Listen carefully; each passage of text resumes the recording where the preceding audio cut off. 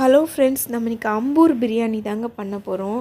நார்மலாக பண்ணுற பிரியாணிக்கும் இந்த பிரியாணிக்கும் என்ன டிஃப்ரென்ஸ்ங்கிறது சொல்லிடுறேன். இதில் நம்ம பச்சை மிளகா ஆட் பண்ண போகிறதே கிடையாது. இதில் பட்டை மிளகா ஊற வச்சு அரைச்சி 2 டேபிள் ஸ்பூன் 1 கிலோவுக்கு ஆட் பண்ண போகிறோங்க. அதே மாதிரி பார்த்திங்கன்னா இதில் பிரியாணி ஸ்பைசஸ் எல்லாமே முழுசாகவே போட போகிறோம். இஞ்சி தனியாக 100 கிராமு, தனியாக பூண்டு 100 கிராம் அரைச்சி பேஸ்ட் பண்ணதை நம்ம போட போகிறோம். ரெண்டுமே தனித்தனியாக தான் எண்ணெயில் வதக்கணும். ஸோ அதுதான் இதில் உள்ள டிஃப்ரென்ஸு. அதே மாதிரி வெங்காயம் தக்காளி ரெண்டும் ஈக்குவல் ரேஷியோவில் தான் நம்ம போடணும். நார்மலாக பண்ணுற பிரியாணியில் 1 கிலோவுக்கு நம்ம 400 கிராம் தான் வெங்காயமும் தக்காளியும் போடுவோம்.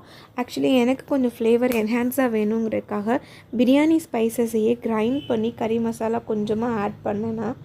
ஸோ உங்களுக்கு இந்த வீடியோ பிடிச்சா லைக் பண்ணுங்கள், ஷேர் பண்ணுங்கள், சப்ஸ்கிரைப் பண்ணுங்கள். வித்தியாசமாக அம்பூர் பிரியாணி வெறும் பட்டை மிளகாவில் ட்ரை பண்ணி பாருங்கள்.